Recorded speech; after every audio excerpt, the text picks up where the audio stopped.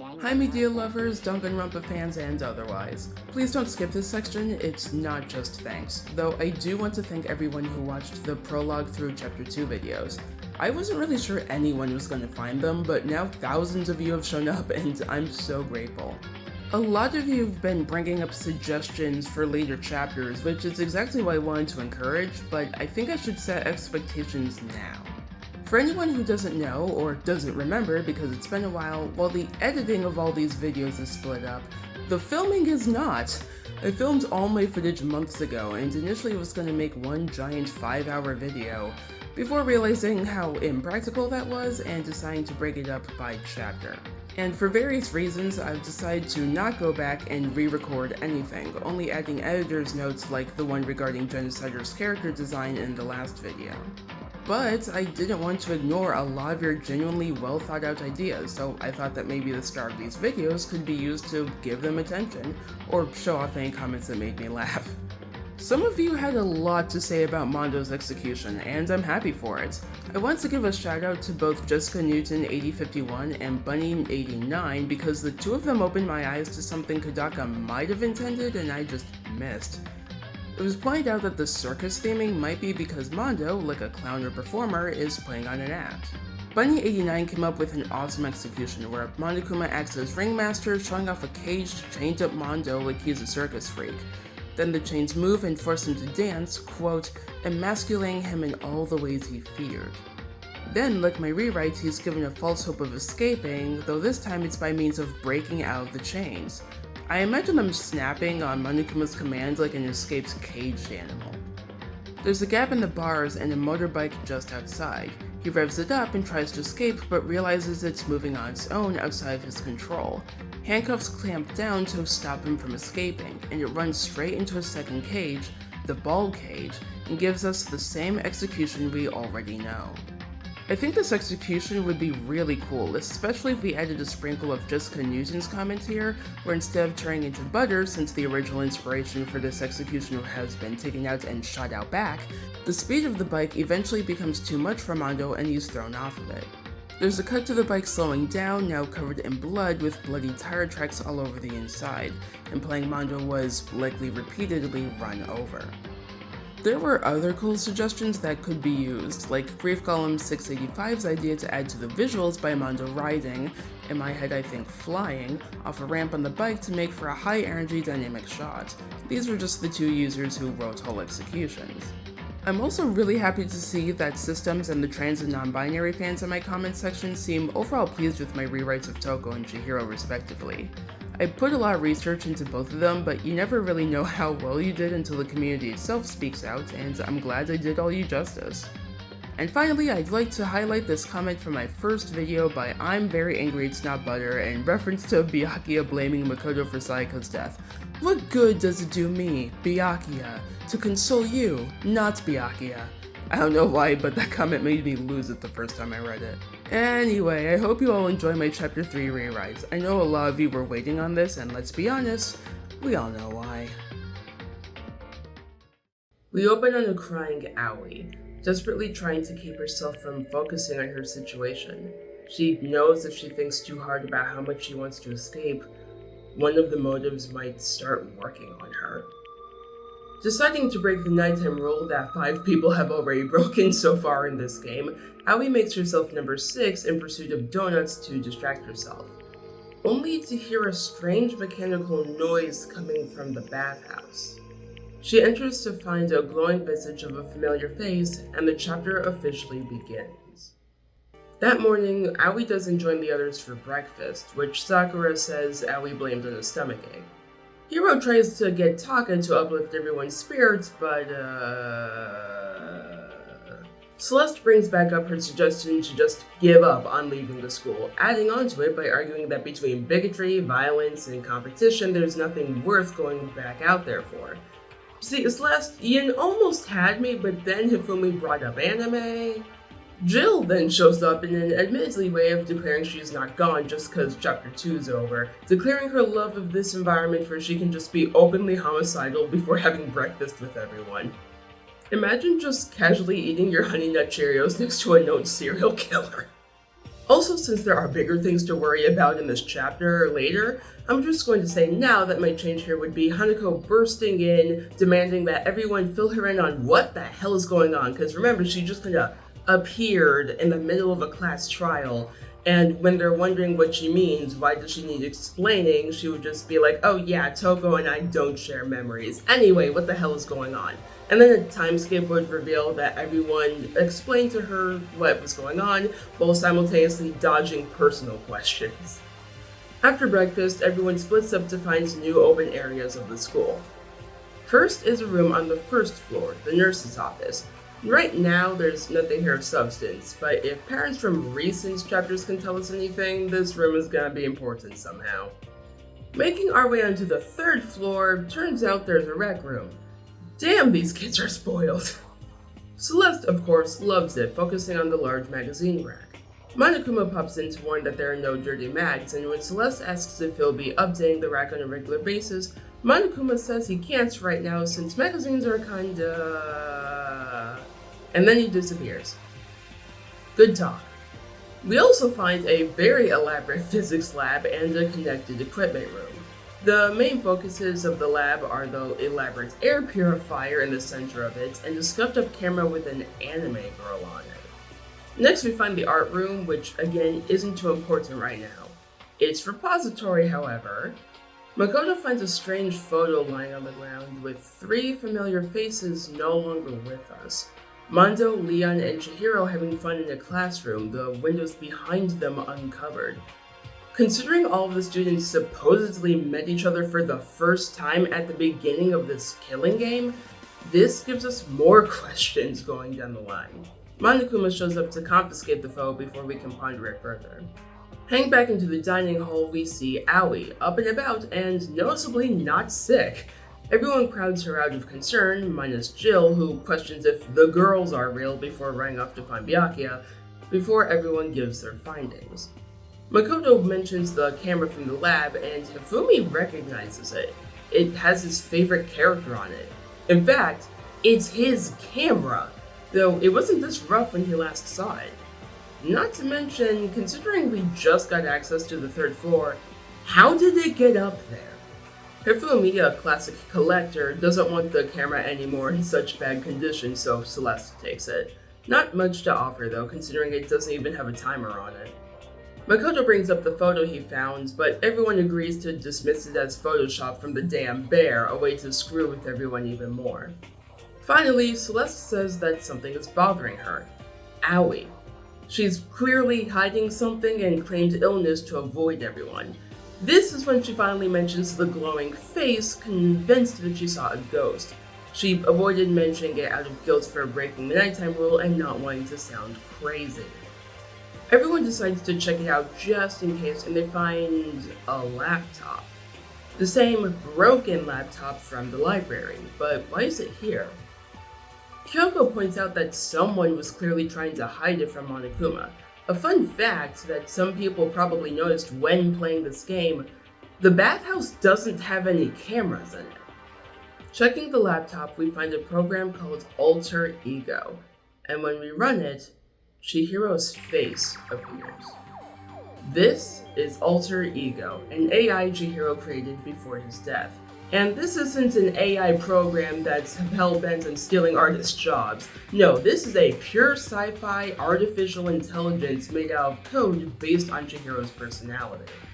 See, I once saw somebody refer to ultimate abilities as superpowers, and honestly, this is kind of proof that they're not wrong.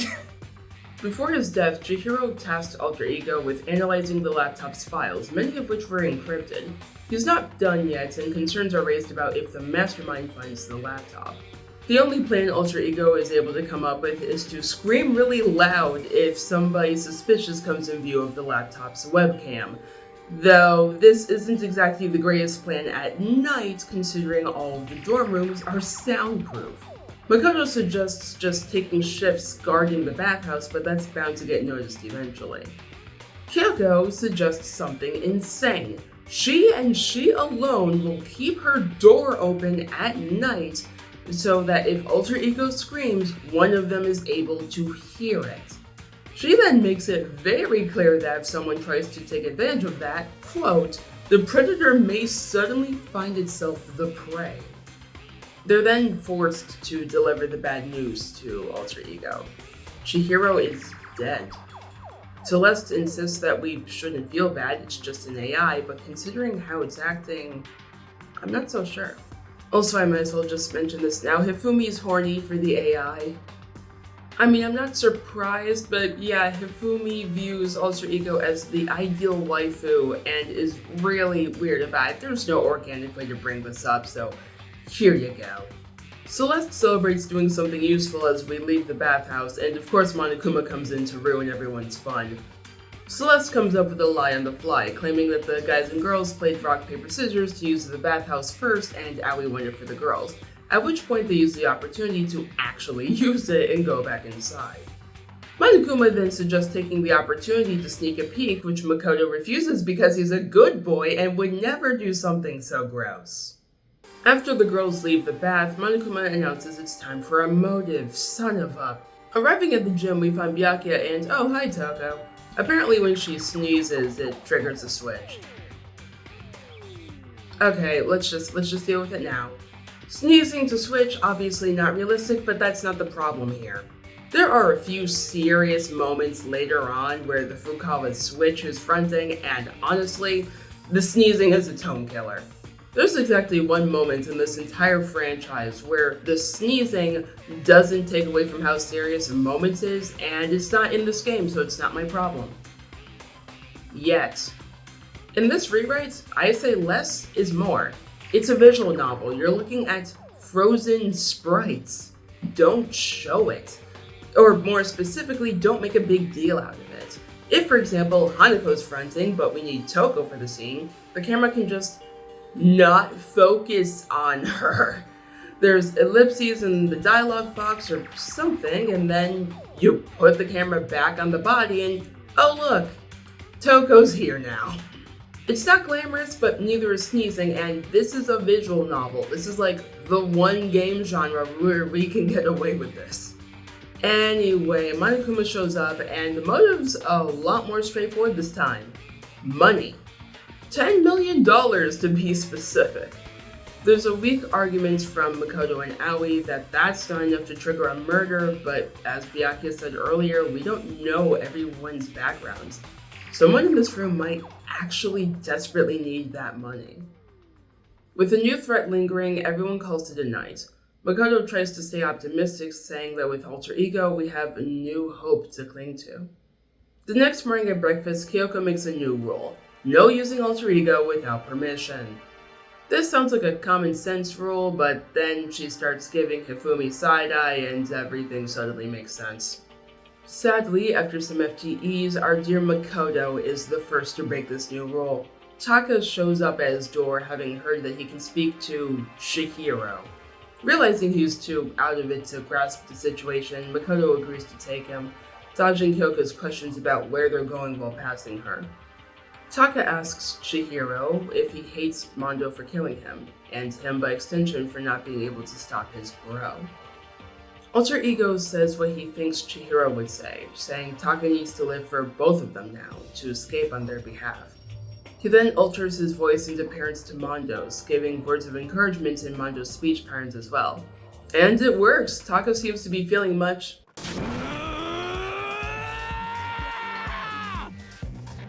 this transformation, declaring himself a new him infused with the energy of Taka and Mondo, what the hell is this game? And screams some more before running out of the room. Well, I'm guessing Makoto's regretting his life choices, at least this night kid's getting, oh, hi Kyoko. She's rightfully pissed and orders Makoto out of the room. Monokuma Theater.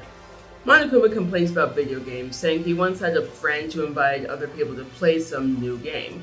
They spent hours just passing the controller amongst themselves while Monokuma refused to play with them and just sat there watching. He claims to know the best strategies for this game despite never having played it, and angrily says he doesn't plan on ever playing it. A commentary on backseat gamers, maybe? I don't know. Next morning, Hiro's the only one in the dining hall. He casually says that Makoto and he should take a bath together and leads Makoto to the bathhouse. As you can guess, this was his way of saying there's news regarding Alter Ego. Sadly, it has nothing to do with the files. Kyoko's reiterating the new rule not just because of us, but because of Hifumi. Apparently sometime after catching us, Kyoko went back in and found Hifumi hugging the laptop. Yeah, it turns out that this has gone from a waifu situation to a full-on crush. What started out as Hifumi having a weird fetish turned into him talking about his interest with Alter Ego, and Alter Ego, being an AI who craves knowledge, being interested. For the first time in his life, Hifumi finally had a girl who was interested in what he had to say, even though Alter Ego is based on a guy and strongly suggested to have the same gender identity as his creator, but yeah, okay. It's at this point that Super Saiyan Kiyotaka, Kiyondo, he started calling himself, runs into the room and declares that his bro belongs to him, and the two start fighting. Yep, we're watching two delusional men fight over a laptop because of its resemblance to two dead people. It would be so tragic if it wasn't batshit insane. Sakura says that she'll personally enforce Kyoko's policy, which is enough to stop them for now. The rest of the day is FTE, so skipping to the next day. Taka and Kyoko don't show up for breakfast, a strange occurrence for both of them. Adding to the strange pile, Byakuya and Jill are here for once. They've both caught wind of Alter Ego and Taka's strange behavior and want to be filled in. Obviously, they can't with the cameras around, so Byakuya makes his retreat to get away from Jill as fast as possible. Dude, you might be a prick, but I am so sorry, no one deserves that kind of attention. Later in the day, a note is slipped under Makoto's door to meet someone in the dining hall. Makoto decides to be optimistic and assume it's not a ploy to take him out, and luckily he's right. Heroes called him to bathe once again, and he wrote the note to get him out of his room. Taka's angry at Makoto's lateness, even making a point to show it's almost nighttime on his wristwatch. Also, Byakuya and Toko have been filled in on the whole Alter Ego situation, but sadly they can't get a demonstration because the laptop is gone. Considering Kyoko made a point to stay in the nearby laundry room all day and didn't hear a scream, it couldn't have been the mastermind. Taka and Hifumi start blaming each other, but Kyoko informs them that she told Alter Ego to also scream if either of them showed up. With that, it's clear that one of the other remaining students must be the thief. Byakuya decides that now's as good a time as ever to bring up his theory, that there's a traitor, a mole in the class meant to keep things going smoothly. It's an idea that no one wants to think of, but we as an audience know that he's right. Both Hifumi and Taka break down, begging whoever took Alter Ego to just give him back, but there's nothing else to do. The nighttime announcement plays, and everyone agrees to start searching for Alter Ego first thing in the morning. And oh boy, what a morning it is. Makoto shows up to only find Aoi, Sakura, and Kyoko waiting for him. They decide to wait an hour for the others, but once the hour passes at 8, they assume the worst. They all split up to search. Sakura in the dorms, Makoto on the first floor, Kyoko on the second, and Aoi on the third. They all agree to call out if something happens. After a bit of searching, Aoi screams. Once Makoto arrives, Aoi runs off to get to the other two. Makoto enters the rec room to find Celeste, alive but badly hurt. She says she was attacked by a strange man, and lying on the ground is a large mallet labeled Justice Hammer No. 1. Aoi comes back with Sakura, and Celeste lets us in on what happened. Right after nighttime ended at 7, she took a stroll before seeing a man in the rec room kidnapping Hifumi. She admits she begged for her life, even offering to lick his boots if he just spared her, saying that's probably why she was just knocked unconscious. Celeste shows us a picture of the strange man with the camera she took earlier, saying she took it right after being attacked, and yeah, that's definitely a strange man. Based on what Celeste remembers, it sounded like the masked man was going to the stairs. That reminds us, wasn't Kyoko supposed to be on the second floor? Turns out Aoi didn't see her when she was looking for her and Sakura. Now worried that she might be alone with a masked assailant, everyone runs out of the rec room. On the way out, they run into Byakuya and Jill, who haven't seen Kyoko or Hifumi. Intrigued by whatever the hell's going on, Byakuya and Jill agree to help search with them. In the library, we find Hifumi. Like Celeste, he is injured but not dead, though he definitely got it worse. He confirms getting attacked by the costumed assailant who is named Robo Justice, and we find a second, larger hammer near him labeled Justice Hammer number 2. Celeste suggests taking Hifumi to the nurse's office, and it's agreed that he should probably rest there for a while.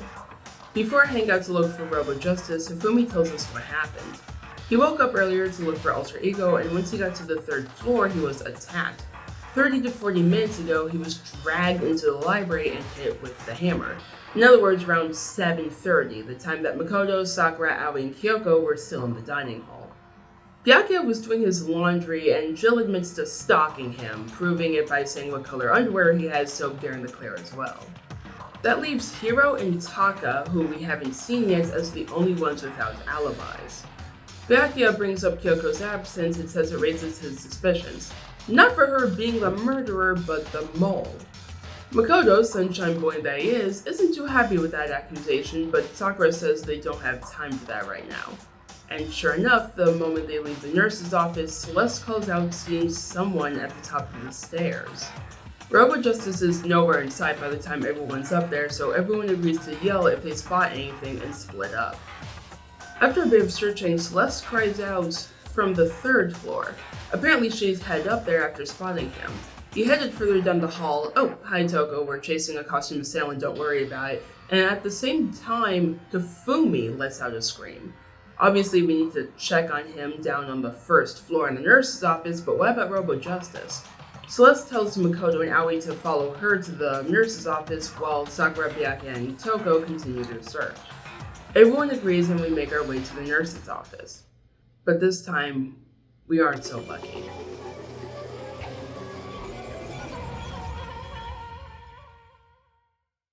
The by discovery announcement plays, confirming our fears. Celeste points to something on the ground, and it's an even larger 3rd Justice Hammer. But how did Robo Justice teleport to the 1st floor when Celeste saw him on the 3rd? We have no idea right now. Aoi is too shocked to move, so Celeste stays with her while Makoto gets the others. Back on the 3rd floor, we find the equipment room door wide open. And when we enter it, we find our 2nd corpse in the form of Kiyotaka Ishimaru waiting for us. Okay, damn, now I can do my summary. This is gonna be a weird chunk because almost all of my changes and some of my reason for my changes are connected to stuff in the Deadly Life section. But for now, let me say the first half of this chapter is fine. Being Hina and getting to see the perspective of a less optimistic character than Makoto in this horrible situation was a good move in my opinion. The introduction of Alter Ego also brings the right amount of optimism and uncertainty. I can't speak for everyone, but my first thoughts with the laptop were, cool, maybe we can learn more, and is this a trap? But as for something I don't like, what the hell is up with Kyondo? Considering that Taka is dead on the ground, that Super Saiyan moment did absolutely nothing. I think it was meant to be comic relief, but it just left me and many others confused, especially since it went nowhere. Luckily, the solution is simple. Just don't do it. Have Taka break down and wail, loudly declaring that he'll listen to Mondo's encouragement while making it clear he's still in a bad place. Bad enough to fight Hifumi because he thinks the computer program is actually Mondo. Boom, that's simple. Also, it's time to talk about it. Toko and Jill's treatment of Byakuya. By this point, you've probably assumed what I'm gonna do. It's clearly sexual harassment, it adds nothing to the game, and we take those issues more seriously nowadays, so I say get rid of it, right? Well, you're right about one of those things. There's a lot of bad stuff going on with Toko's character, but I think now's as good a time as any to remind people that there's a difference between actions endorsing bad behavior and those that exist for a greater narrative purpose. Do I think the writers using her harassment of this guy who clearly isn't into her as comic relief is in poor taste and, to be blunt, not funny? Yes. But do I think the harassment itself should be taken out of the game? Yes and no. I said it before and I'll say it again, Toko is one of the most underutilized characters in the game. Jill is more useful than her, let's be honest with ourselves. On top of that, Toko's personality doesn't really lend itself to contributing to the conversation. Hell, even her talent isn't really helpful, and trying to force it into the dialogue would be contrived at best. I tried. Toko is an awkward, socially inept individual. She spends a lot of her dialogue accusing the others of hating her or insulting them to their faces. And I'm not against that as a personality in this game. Having someone who's still paranoid and afraid, willing to be antagonistic, who isn't out by chapter 2 and isn't Byakuya, is a constant reminder that this isn't some huge friendship simulator. People are scared. This is a death game with stressed teenagers put into a pressure cooker. But this also gives her the side effect of just being very unpleasant. And unlike Byakuya, she's not really doing much to warrant her being unpleasant and around. That's where Byakuya comes in. If Toko isn't gonna be making any new friends, she needs another excuse to talk to people other than fighting them.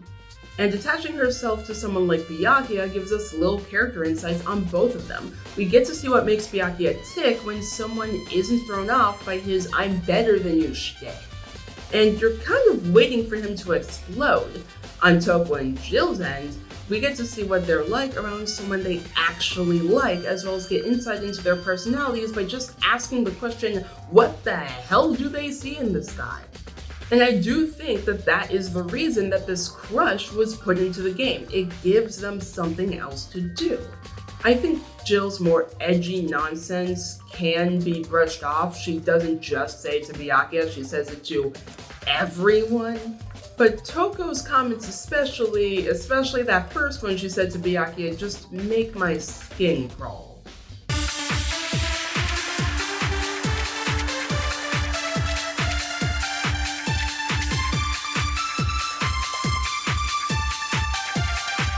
So here's a solution. And by the way, I kinda lied earlier when I said that I wouldn't be able to implement Toko's talent into the game. I would have more of an emphasis on a romantic obsession with Byakuya than a sexual one. And yes, that is still harassment, but let me cook here for a second. Instead of Toko saying weird sexual comments, Toko can go full roleplay and say lines like she's talking out of one of her novels. In fact, a lot of those lines probably would work and make sense in the context of a novel. But when you bring them out into real life, much like chasing someone to the airport or breaking into a wedding, my god, do they come across as weird in real life. It's still sexual harassment, but it's so utterly ridiculous that you're not necessarily worried for Byakuya's safety beyond, death game. And if you really wanted to keep it as comic relief in the game, you could have Toko really lose the plot by having her go into full soliloquies while Byakuya just leaves halfway through and Toko straight up doesn't notice. I would also not have Hanako share Toko's infatuation with Byakuya, but she would still harass him because A, he's the richest teenager in Japan, of course she wants to get an interview, and B, she's curious about something that goes into spoiler territory, so I actually can't say it here. Anyway, with that out of the way, 2 people have been murdered. We should probably do something about that.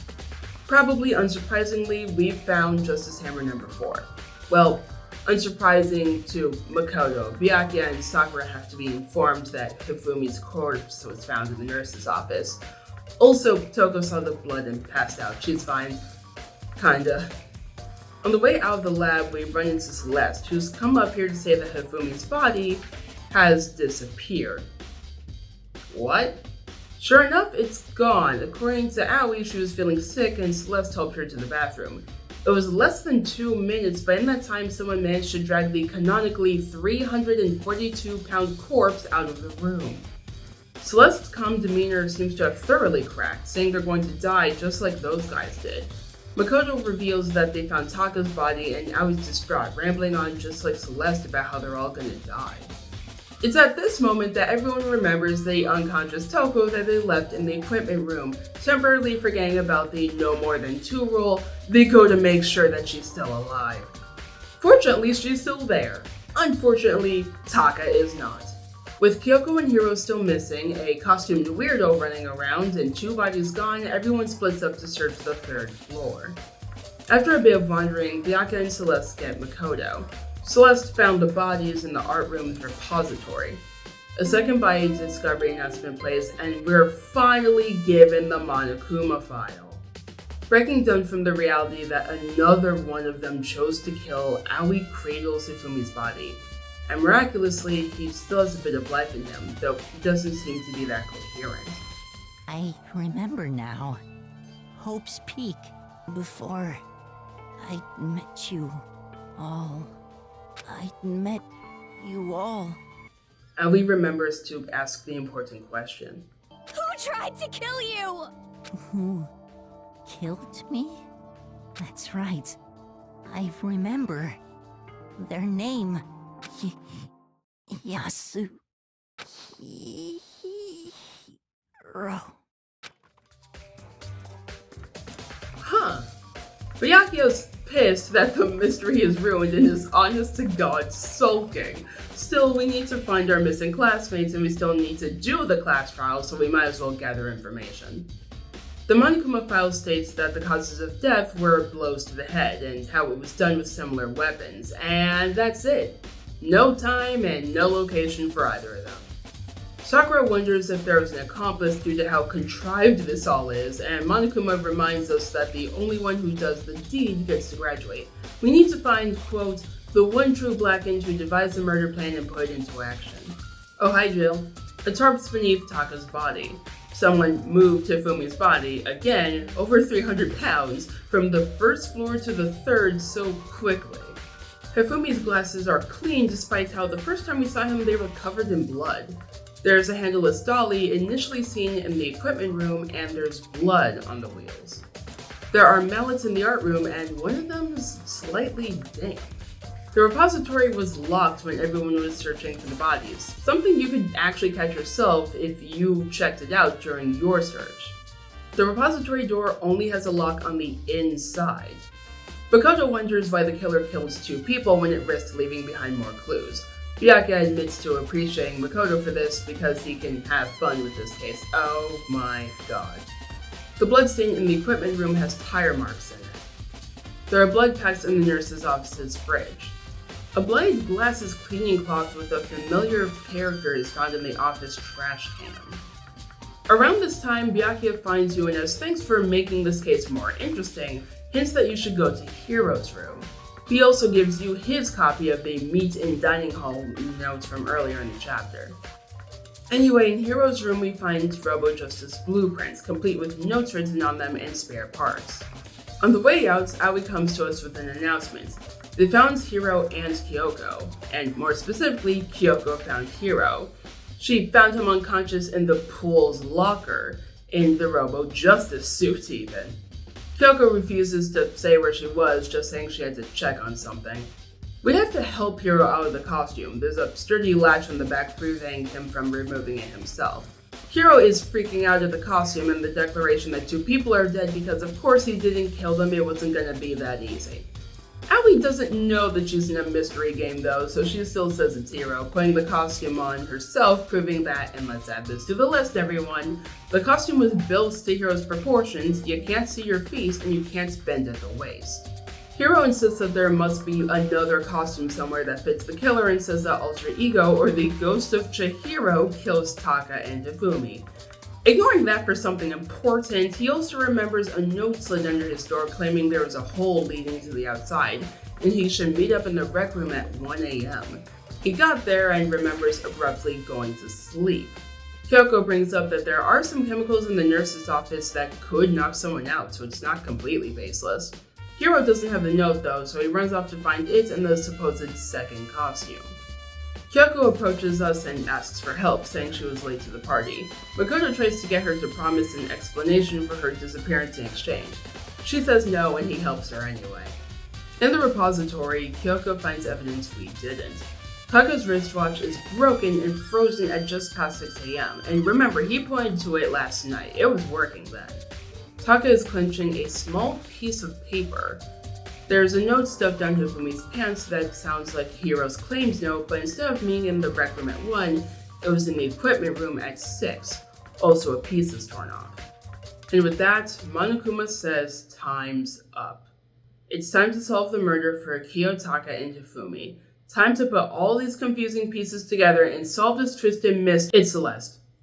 It's freaking Celeste. Who the hell else was it gonna be? Maybe based on the way I summarized, you might have thought it was Aoi, but she wasn't the one seeing robo-justice everywhere. She wasn't the sole survivor of the killing spree. Remember how I said I'd summarize the case itself if it was too complicated? Welcome to the one trial that forced me to say that. I will go into trial-specific stuff, I'm just gonna tell you what happened. Celeste is the one who stole Alter Ego. Using the camera we gave her, she took a picture and approached Hifumi, claiming Taka forced her to do it. Celeste was the one who came up with the whole plan, saying that while Hifumi went and murdered Taka, she'd go and kill someone else and they could be each other's alibis. And with 2 simultaneous black-ins, maybe they could both go free. There is another reason Hifumi said yes to this, but I'll talk about it later.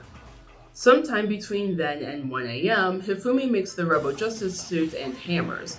Celeste says at the end of the trial that she just wanted something to hide the face and body, but Hifumi went full otaku. He also wrote notes for Hiro and Taka, saying that there was a hole that they can use to escape and wanting to meet at certain times and places. 1 a.m. in the rec room for Hiro and 6 a.m. in the equipment room for Taka. Also, Celeste admits that she pinned it on Hiro because he's too stupid to properly defend himself. Hifumi knocked out Hiro once he showed up and put him in the Robo-Justice costume, which can't bend at the waist so he can be stood up for a picture. The picture Celeste took and showed us. It was actually Hifumi dragging Hiro to the pool to stuff him in the locker. One of them then took Hiro's key and planted the blueprints and spare parts in his room. Unluckily for them, Hifumi's handwriting doesn't look anything like Hiro's, proving that they weren't written by him. At 6, Hifumi killed Taka in the equipment room with Justice Hammer number 4. Taka died holding the note he was given, and Hifumi, in a panic, ripped as much of it as he could out of Taka's hand and shoved it down his pants. By the time 7 rolled around, the locations of everyone are as follows. Makoto, Kyoko, Aoi, and Sakura in the dining hall, Byakuya in the laundry room, Jill right outside the laundry room, Hiro in the pool locker, Hifumi waiting in the library with Justice Hammer number 2, Taka, dead, in the equipment room, and Celeste waiting in the rec room with Justice Hammer number 1. Sometime shortly after 8, we find Celeste, claiming she woke up and took a stroll right before 7 a.m., saw Hifumi getting attacked and took a picture. She claims that she groveled because, yeah, that's totally something that I can see the practically posh, intimidating underground gambler not only doing, but admitting to her classmates instead of just claiming that she was attacked and miraculously survived. She then shows us the picture which she claims she took right after being attacked with a hammer and being knocked unconscious for an hour. She took it after being attacked. Okay. Celeste, again taking the lead, directs us towards the 2nd floor, and Byakuya and Jill join our party. Everyone finds Hifumi in the library, and he consolidates Celeste's fake story. Everyone goes to the nurse's office, and surprise, surprise, Celeste claims she saw someone moving up the stairs. Sometime after they leave, Hifumi grabs Justice Hammer number 3 and places it on the ground. Maybe it was in the nurse's office, maybe it was in his room, doesn't really matter. They split up to search on the 2nd floor, and Celeste goes to the 3rd floor and shouts, waving away while she changed floors with I Saw Robo-Justice. This shout is also Hifumi's cue to act, covering himself in blood from blood packs in the nurse's office, screaming and lying on the ground playing dead. Around the same time that Makoto, Aoi, and Celeste find Hifumi, Sakura, Byakuya, and Toko found Taka's body. Taka's body discovery announcement plays, though from our perspective, it sounds like it's Hifumi's. While Makoto's getting the others, Aoi feels ill and Celeste moves her out of the room, giving Hifumi a chance to get up, wipe away the blood from his glasses so he can see, and leave. Hence how someone could carry his body out. It's never said, but for the sake of my sanity, let's say he hid on the 2nd floor. Makoto meets up with the other group and finds Taka's body. Celeste then goes to the second floor as well and tells them about Hifumi's body disappearing. Celeste then makes one of her fatal mistakes, feigning panic and saying they're gonna die, just like those guys, despite the fact that it's seconds later that anyone mentions Taka's dead as well. During this time, probably after hearing everyone run downstairs, Hifumi goes up to the equipment room, wraps Taka's body in a tarp, and moves him to the repository on the dolly. Something that someone in the Robo Justice costume couldn't do, since you'd either have to bend down at the waist to move it, which you can't do, or kick it when you can't see your feet. And remember, there's a huge latch on the back of that thing. You can't get out of it on your own. Eventually, everyone remembers Toko and heads back to the equipment room, then splits up to search the third floor for the bodies. At some point during the search, Celeste heads to the art room, grabs one of the mallets hanging on the wall, meets up with Hifumi in the repository, and kills him. She then washes off the hammer, leaving it a bit damp, hence the similar head wounds, and walks out to find Byakuya. And once again, she draws attention to herself, though this time probably out of desperation, since Byakuya just probably happened to be standing right outside the art room, and says that she'd found the bodies. Makoto, Byakuya, Sakura, Aoi, and Celeste see Hifumi, and his body discovery announcement plays. During the trial, they confirm with Monokuma that he plays body discovery announcements when 3 or more people discover your body for the first time. In other words, that second announcement only makes sense if that was the first time they discovered one of those bodies. I have time to rant later, so let me give you the details from the trial and post-trial. And if you thought that Celeste's actions before the trial were obvious, oh god, you have not seen her during it. Celeste is one of the people you have to argue against the most in this trial. Within 5 minutes, when Makoto says they moved Taka with the dolly, which he initially saw in the equipment room, Celeste argues he could have just imagined it was initially there, then insults his intelligence like he's not one of the 3 people who's been leading the trials and keeping them all alive. She tries to bring up the picture time and time again as proof that Hiro did it, especially losing it when they suggest the idea of an accomplice. This part's actually interesting. So what you are saying then is that I specifically chose to work together with Hifumi. The idea that I would choose to spend any amount of time interacting with him, that I would go within 10 feet of that shit from brains, that lazy, worthless goddamn idiot! Pardonnez-moi. Despite that display, or probably because of it, the class keeps pushing. Her final lifeline is Hifumi's dying words, saying Yasuhiro is the killer. When I was introducing every character, I mentioned certain details about Hifumi and Celeste. For Hifumi, I mentioned that he calls everyone by their last names, not their first. In the original Japanese, this seems to just be him being extremely formal and very specific when he uses people's last names in his speech. If Hifumi were to refer to Hiro, he would say Mr. Hagakure. And for Celeste, I mentioned that her being Japanese made it doubtful for her actual name to be Celestia Ludenberg, a doubt that Makoto has had since the start of the game. When he calls it out, Celeste struggles more and more to keep up the act, her stereotypical European accent going in and out. But as we learned last trial, Monokuma doesn't care about hiding your secrets. Makoto demands to see her e-handbook since it'll show her legal name. It's at this point that she gives up. Dropping the fake accent, she admits it was her. Celestia Ludenberg, Taiko Yasuhiro, was the one who carried out this crazy murder scheme. Despite all her claims that they should just give up on the outside world, Celeste was desperate to get out since the beginning. Things like setting up the nighttime rule were either a desperate form of keeping some form of control, a premeditated part of a future scheme, or both. Celeste vaguely alludes to the fact that she stole Alter Ego, respecting everyone just enough to not squash their only chance at escape in front of Monokuma, even if she can't escape with them. You then flash back to when Celeste approached Hifumi. Remember how he said that there was another reason Hifumi agreed to this convoluted plan? Well, Celeste didn't stop at saying that Taka forced her to steal Alter Ego. Celeste said that Taka broke into her room, forced himself on her, took pictures, and threatened to show them to everyone if she didn't comply. This is what convinced Hifumi to agree to the plan. Celeste doesn't even bring up her actual murder plan until Hifumi, in response to what she said, says he'll fucking kill Taka. Keep in mind, Hifumi is formal. He refers to people by their last names. He is very formal when addressing people. He doesn't swear. And he just said that. Celeste claims that in that crazed state, Taka planned on killing Hifumi to keep Alter Ego for himself. Celeste explains her motive beyond desperately wanting to leave from minute one. She says, and I'm not kidding, that her dream was to live in a European castle, to hire a bunch of pretty men, dress them up like vampires, and have them cater to her every need. With the money from Monokuma and her own winnings from gambling, it would have been enough. Aoi is horrified by this, but more importantly, she's disturbed by how calm Celeste is. After all, she's going to die.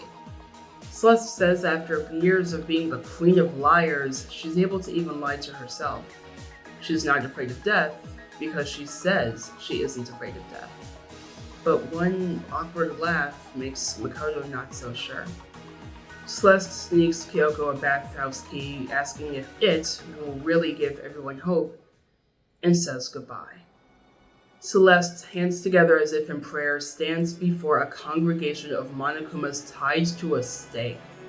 She's smiling, even as one of them sets her ablaze. The flames are strangely beautiful, resembling stained glass, and even as the heat becomes too much, she keeps smiling. That is, until a fire truck comes into view. It flies up a ramp, crashing into her, killing her not in the romanticized way she dreamed of, but via vehicular manslaughter, one of the most basic, common ways to die in the modern world. Monokuma asks Kyoko what Celeste gave her, and she agrees to answer if he'll answer her question. What did you do to my body? Monokuma feigns ignorance, though the question visibly shakes him. He leaves after that. Instead of focusing on that, the class focuses on the key. The class heads upstairs, and Kyoko plans on going in the bathhouse alone to check.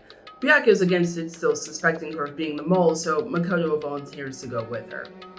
They go in to check, and they find Alter Ego, moved one locker over. He gives good news. The files should all be decrypted by tomorrow. Before they leave, since they have a moment to themselves, Makoto asks Kyoko to tell him what she's been doing by herself.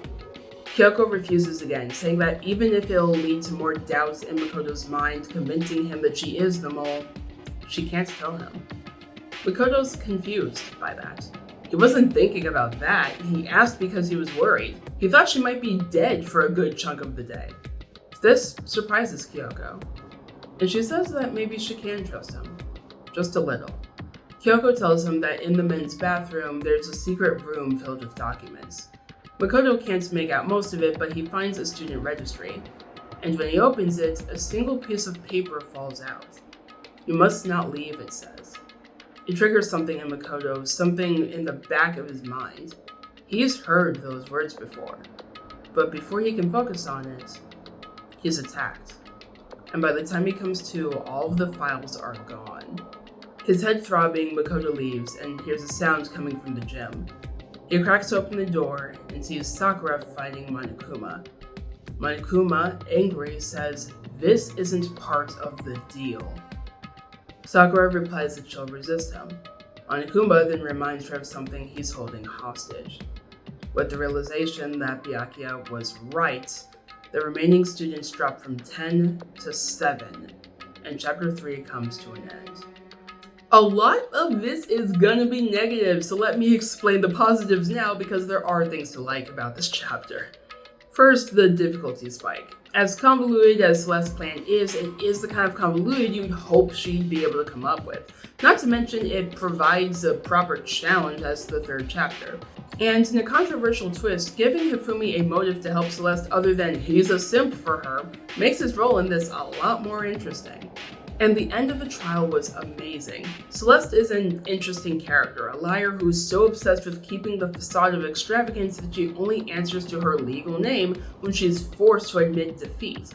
As YouTuber Nazmi VA points out in her retrospective of the game, Celeste's FTEs paint a picture of a girl who doesn't like herself.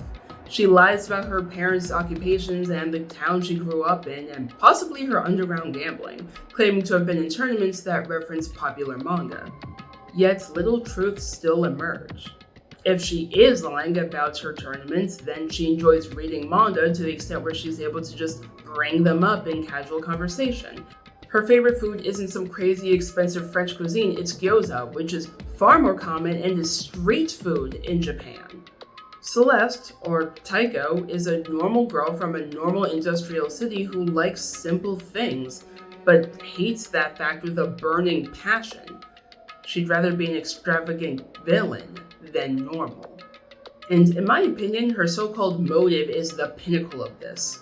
I don't know whether to believe her or not. At a glance, the castle makes sense. She's a gothic Lolita. Her execution shows a castle. Why wouldn't she want one? But again, she's a liar. Did she really want a castle? Were her dreams truly as extravagant as she claims, or was she a scared teenager who just wanted to go home, but still prioritized how her classmates viewed her? We don't know. And we never will. And of course, there's her execution. As I suggested while summarizing, I love this one. It's one of my favorites in the whole franchise. This is what they're supposed to be. Dashing the students' hopes in their final moments, crushing their dreams. Monokuma gave Celeste the hope of going in a literal blaze of glory before cutting it short with something almost silly. And worse, something normal, an everyday death. Sure, getting run over on average hurts less than getting burned to death, but Celeste didn't care. And the mastermind knows that. So anyway, on to complaining. Most people hate this chapter because Celeste, again, is the queen of liars. Out of everyone in this class, she should be the most likely to not give herself away through her words. And you don't have to be a gambler to understand that being a good gambler means knowing when to keep your mouth shut and letting the other person do all the work of psyching themselves out for you.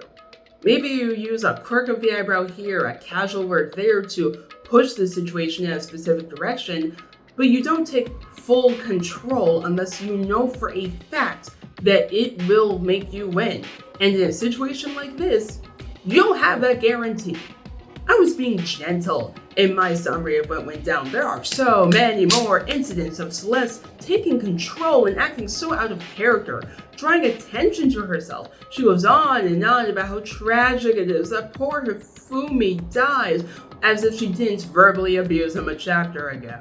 In fact, she acts way more sympathetic towards others once the chaos begins, and it completely sets off all the red flags.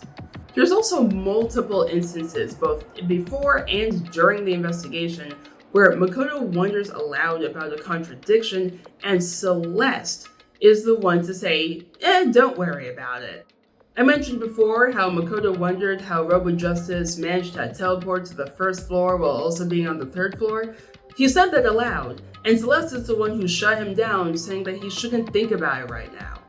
During the trial, she keeps on saying, "That's impossible." Like literally, it becomes her catchphrase every time new evidence comes up and fights against it. Don't get me wrong, it's in character for her to want control over a situation, but this is ridiculous.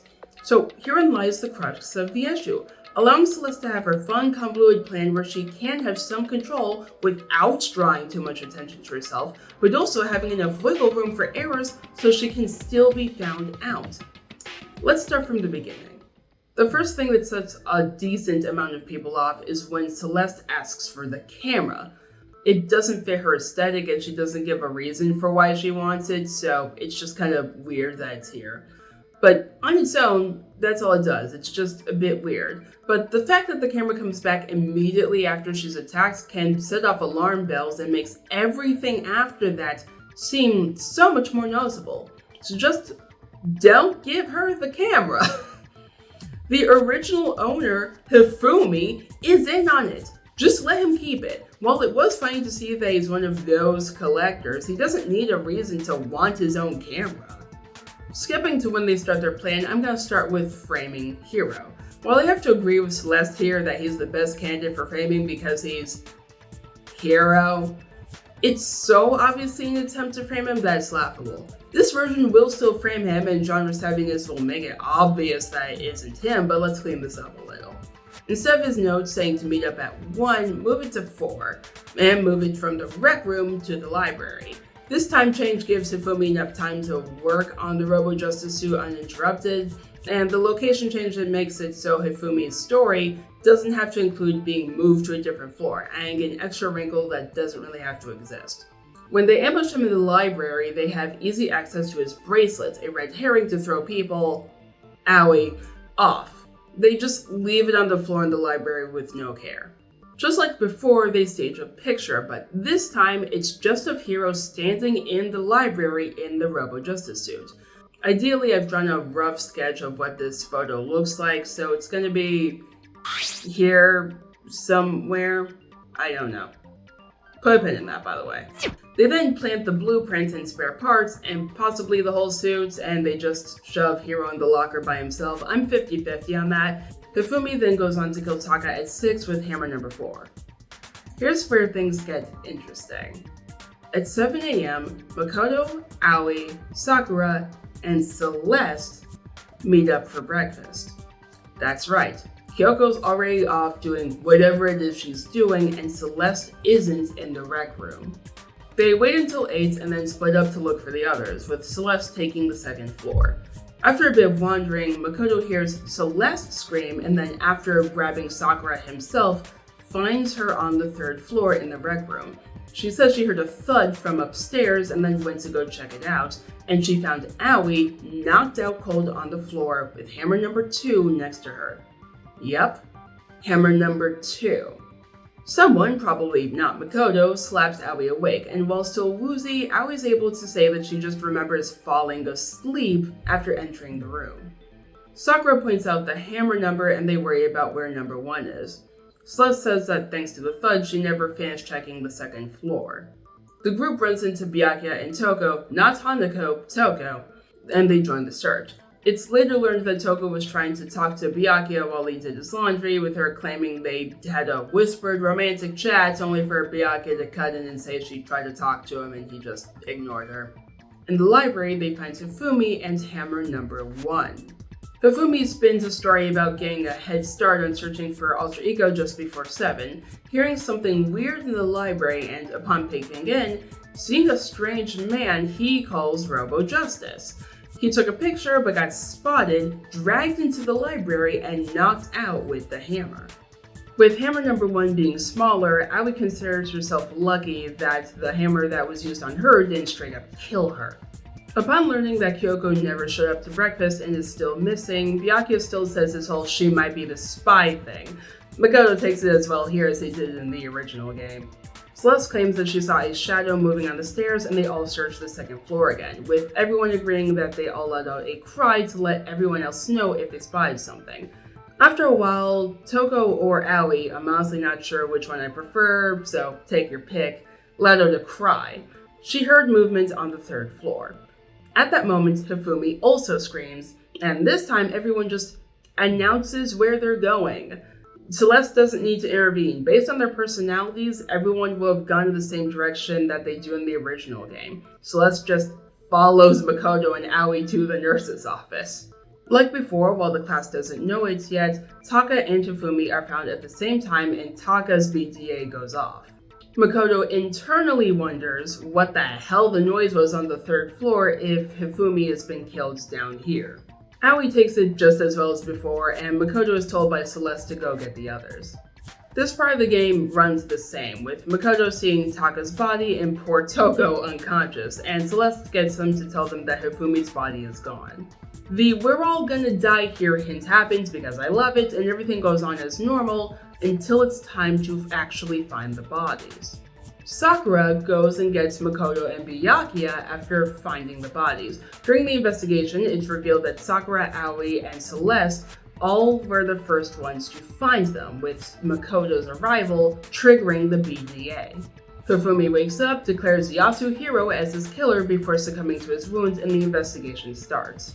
During the investigation, specifically after Kyoko shows up and finds Hiro, most of the truth bullets can actually stay the same. The only ones that need changing are Yasuhiro's account, where he says the time and place of his note, and Robo Justice costume. When Aoi tries it on top of the inability to bend at the waist or see your feet, she gives Hiro this. If he hadn't stayed in it, assuming in this version he kept it on, no one would have known it was him, since there were no gaps anywhere in the costume. On top of that, while investigating, Hanako runs up and shares information with Makoto. Remember, Toko passed out after seeing Tako's body, acknowledging that he did a damn good job getting her exonerated in the last trial and wants to return the favor. She investigated the library and found Hiro's bracelet. She also checked the archive. Yes, this is the one and only reason I had Monokuma take the key from Byakuya last chapter. And complains about tripping over the stepladder since it was in the center of the room for some reason, despite her and Makoto remembering it being more off to the side originally. Now let's do what I didn't before. Actually summarize the damn trial. At the trial proper, say it with me now, unless it's to steer the conversation in specific directions, Celeste would keep her mouth shut. That isn't to say she committed the perfect crime, and honestly it doesn't even mean that she's immune to panicking. The first screw-up would be revealed fairly quickly. Hiro's taken out of the suspect pool basically immediately, not only because of the handwriting on the blueprints, but because of the suit itself. That thing is sealed tight, as Aoi showed, and yet his bracelet still ended up on the floor in what was clearly an attempt to pin it on him further. The class would go over how Taka's body was moved, proving the person in the suits couldn't do it due to the latch, though here Celeste does open her mouth to bring up the photo and Hifumi outright saying that Robo Justice attacked him. So they decide to focus on the whens and hows instead of the who. After realizing Taka died at 6 via his watch, they ask how Hifumi's body disappeared in such a short time. Simple. He got up and left. There's also the question on how the killer got to the 3rd floor. After all, they heard that noise that split the party, but this one's simple.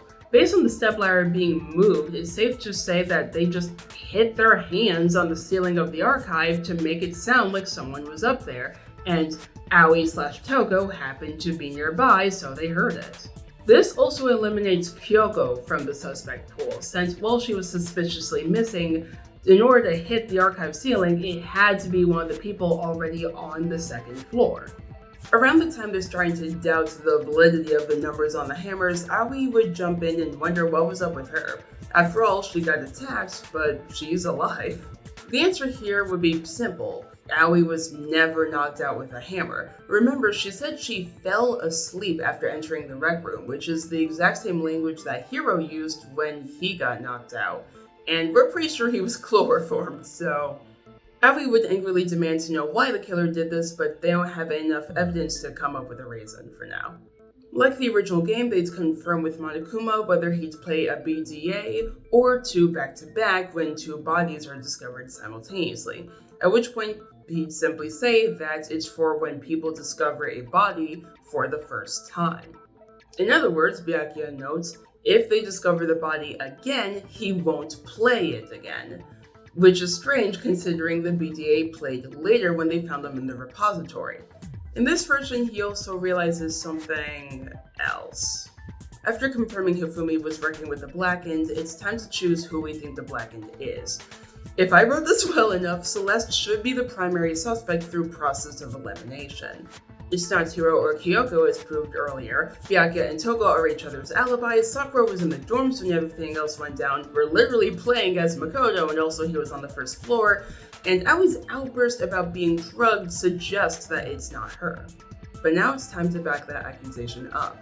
The evidence given in the original trial no longer exists, so let's open control over this situation was her downfall in the original. It was turned against her, something I mostly got rid of for this rewrite.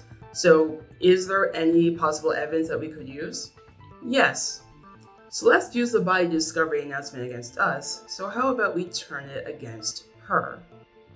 or more specifically, Byakuya most likely hints at Makoto to turn against her. As I said, during this version of events, Celeste, Sakura, and Aoi found Taka and Hifumi's bodies in the repository. When Sakura went to get us, the announcement played. But that shouldn't have happened. This holds true for the original game too, but with how vague it is about whether Aoi, Sakura, or both found the body already, in this version I decided to make it clearer. According to the rules that Monokuma confirmed during this trial, the body discovery announcement should have played before Makoto entered the room. But it didn't. The reason is obvious. The blackened doesn't count towards discovering the body. In other words, when Hifumi's body was found, one of the first 3 people who saw him was the blackened. Here, Celeste would argue that that doesn't prove she's the blackened out of the 3. And if they're going down this route of Hifumi not being dead in the nurse's office, they're suspicious as well. In fact, Aoi especially seems suspicious. Here she goes on a bit of a tirade, and this is when her accent really starts slipping. If they're assuming that everything they said is true, that the person in the Robo-Justice suit didn't do it, and Hifumi was working with the blackened, isn't it suspicious that Aoi was the only one to survive Robo-Justice's assaults? Isn't it suspicious that she happened to get sick and needed to be taken to the bathroom just like Hifumi needed to sneak out? But Byakuya tells her to give it up. After all, she made one fatal mistake. Her little "those guys" comment in the nurse's office. But Celeste keeps fighting. She brings back up the photo, suggesting our entire foundation was shaky from the start. Well, Celeste, you should have double-checked with Hifumi about that photo. After all, he said he took the picture and then was dragged into the library. But based on the angle, this was taken from someone already inside. This is further proof that he was working with the Blackens, and they are on the right track. She throws out Hifumi's dying declaration that Yasuhiro is his killer, and it goes just as well as it did in the original. Finally, Celeste is forced to give up. Most of the post-trial before her execution is the same, though obviously Aoi asks her why she got knocked out too, and Celeste gives 2 reasons. One, she was hoping that if her plan started to fall apart, suspicion would immediately turn on the person left alive, and since Aoi was already up on the 3rd floor, she was just an easy target to follow up there and knock out. But as for the second reason, the same reason she framed Hiro, she thinks Aoi's an idiot. Celeste has not been subtle about her disdain towards Aoi this entire game. It immediately happens in Chapter 1's trial. Does no one have any other thoughts or questions? It does not matter how trivial they may seem. Oh, as a matter of fact, I do have one question. Oh, you... The trial ends and Celeste is executed in the same way because seriously, it is awesome. I know it sounds like this trial has a lot of its own stupid little mistakes, and that's because it does. You need the killer to slip up in order to make the trial playable. I literally had to go back and rewrite my entire first draft of this rewrite because the first time I framed Aoi too well for anyone to logically accuse Celeste of the crime. While I initially wanted to make this plot basically perfect minus one glaring hole, I like what I made better, a death of 1,000 cuts. Like something that Byakuya says in the trial, separately they're not much, but when put together, it has to be Celeste. Once you register her "those guys" mistake, everything else falls into place. I'll be honest, I had to summarize this entire chapter beforehand just to figure out exactly what was wrong with this trial and why it was so obvious that it was Celeste. And I know what it is. Right from the beginning, she's suspicious, being the only person to survive Robo-Justice's murder spree. That's actually why I had Celeste think about that in this rewrite. But then the game does nothing to move your eyes away from her. The problem lies in her need for control. It's in character for her to want to keep this iron grip on the situation. It's probably what kept her alive as a gambler after all. But that need for control needed to be reeled in to make the story interesting. Knowing or figuring out the killer does not hurt the experience in most mysteries. In fact, you need to be able to write a mystery where people can figure out what you're doing. But there's a difference between uncovering the truth and going, okay, so Celeste did it. Hifumi was probably an accomplice for some reason. I just need to prove it after 5 seconds. It sucks. But now for something that, well, it's debatable whether or not it sucks. So let's talk about Hifumi. For a game that warns against putting kids in boxes, more on that later, Hifumi really is nothing more than a stereotype. He's ultimate doujin writer slash fanfic writer, and he's just a pervy geek and a fatphobic stereotype. It's a missed opportunity in my opinion. It's not like he doesn't have some depth. His FTEs reek of a boy who, funny enough considering his killer, learns to like himself. He talks about who he was before he got into fanfiction, how he lashed out at girls who tried to talk to him because he was convinced they were either pitying him or laughing at him behind his back. How his favorite show and writing fanfiction made him confident. He still has issues. He's a fandom gatekeeper, a creep, and now overconfident. And based on how he was attached to Alter Ego, I suspect he never fully got rid of the idea that a girl would never actually be interested in what he had to say. There's something there, and while all of the characters have depth locked away behind FTEs, most of them have some parts of it leak into the main game. You don't need an FTE to know that Toko's trust issues stem from somewhere. It's not that hard to guess that Kiyotaka struggles in non-scholar-based social situations. Really, the only one I'd say whose FTEs don't leak into the main story is Sakura, and we just found out that she's been hiding one hell of a secret from us, so it's justified. But for Hifumi, there's no hints of his depth for 99% of his main game presence. He was a Celeste simp, the stereotypical geek, the creepy perv. So when Celeste's pleading and alter ego wasn't enough to convince him to commit murder, a claim of assault was, it intrigued me. It was the 1%. It scratched at something in my brain saying he could be something more. These aren't the actions of someone playing hero and trying to impress the girl. This is someone who heard that someone else did something horrific, and he wants that person to pay for it. This is all set up why I'm about to give Hifumi so much focus and why I'm going to leave one of the most controversial lies Celeste makes alone. The rewrites start back in chapter 2. Before Chihiro is revealed to be assigned male at birth, she comes across as a classic waifu, cute and petite and triggering protective instincts. Hifumi's self-proclaimed persona is that of a main character, so what if he felt the need to protect Chihiro like a shonen protagonist? Chihiro does suffer before his murder, being traumatized from the first trial and being talked down to by Byakuya. Hifumi did stand up for Chihiro during those scenes, but what if there was more of an emphasis on it? What if Hifumi was openly angrier with Byakuya for making someone as adorable as Chihiro cry? It could start off as weird or creepy or at least white knightish, but in a throwaway line, Hifumi makes some reference to a video game, and Chihiro actually knows what it is, or even knows the developer of said game. As the ultimate programmer, even if they don't necessarily care about video games for the traditional reasons like story and characters, they can still appreciate the graphics, the coding, the care put into the game.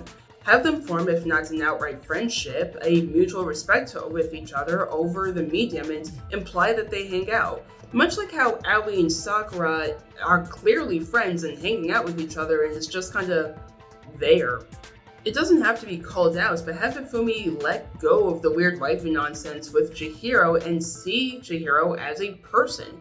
He's still a bit of a weirdo towards everyone else, but whenever he talks with Chihiro, it gradually sounds more and more like he's talking to an actual person and not a fictional character.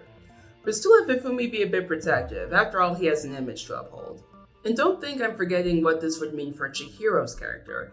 Have it be implied that Chihiro's not necessarily uncomfortable, but unhappy whenever Hifumi makes a comment involving their cuteness, their shortness, or really anything to do with their weakness. Even if Hifumi doesn't actually say those words. After all, Chihiro's goal is to become stronger and to stand up for themselves. And now here's another person who views them as too weak to do that, even if they do genuinely consider Hifumi a friend. Kind of like thinking on the fly because I just thought of a very cute and sad idea. This would have to be written in a way where it lines up with the way that Chihiro's FTEs are structured, assuming that you do them all back to back to back so that a very sadistic outcome can possibly happen to some players, but imply that Hifumi's indirectly the one who put the idea of exercise in Chihiro's head. He made some random reference to take your pick of certain anime, and it sparked something in Chihiro. They didn't really take the equipment seriously at first, but now it seems a bit more appealing. Flash forward to the discovery of Alter Ego, and Hifumi's reeling from Chihiro's death just as much as Taka is from Mondo's. Worse yet, he still hasn't learned his lesson. He views Alter Ego as Chihiro, and while in this version he does not call Alter Ego a girl, he still hasn't gotten over his hero complex. In his mind, this is a second chance to protect Chihiro. No weird waifu shit, no perverse thoughts over the laptop, just a boy who thinks he can protect someone who's already dead. Combine that with my rewrite of Taka earlier, remember how I said that this whole situation would be tragic if it weren't ridiculous? Now we have a proper tragedy. The feud between Taka and Hifumi would carry on like usual, but with a different tone. We would eventually come to that moment where Celeste claims that Taka stole Chihiro and violated her to keep quiet. Keeping this in is a gamble.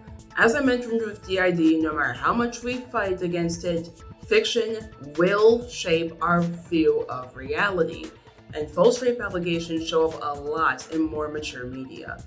And while I had a few iterations of the script going over the stats of false rape allegations and how they are conflated with things that are not that, I have existed on this earth long enough to know that the people who need to hear those numbers can and will find a way to twist the narrative so they don't actually have to hear what I'm saying.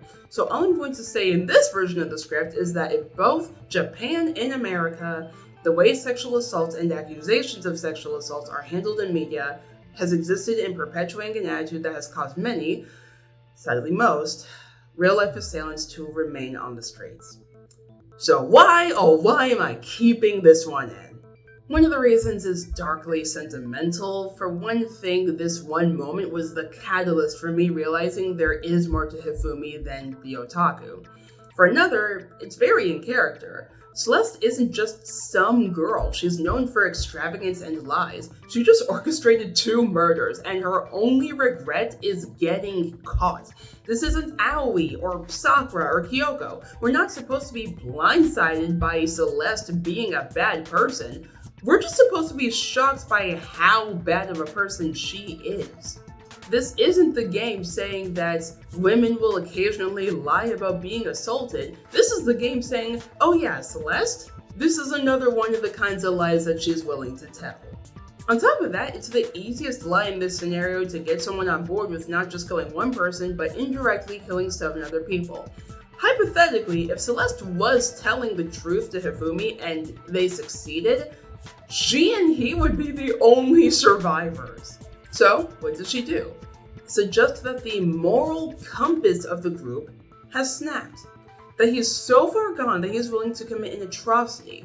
If someone like Kiyotaka Ishimaru is willing to commit sexual violence and murder, how far gone is everyone else? I completely understand if some of you preferred that I just wrote this part out and kept Hifumi's motive on Alter Ego, or changed his motive entirely. But for this rewrite, it stays in, because to me, it works for the story. And contrary to what some of you probably thought going into this video, I am not here to dull the edges of this game. If something possibly problematic in this game exists, I ask the question, is there an actual reason for this to be here? And between this and Toko's Razme Byakuya, sometimes the answer to that question is yes. Anyways, as much as I read these last 2 chapters to filth, I hope it's more evident at this point that I do care about this narrative. I've been making changes that don't derail the story to such a degree that, say, chapter 4 is unrecognizable. And for good reason, because now we're out of the murk, and it's time to fucking lose it.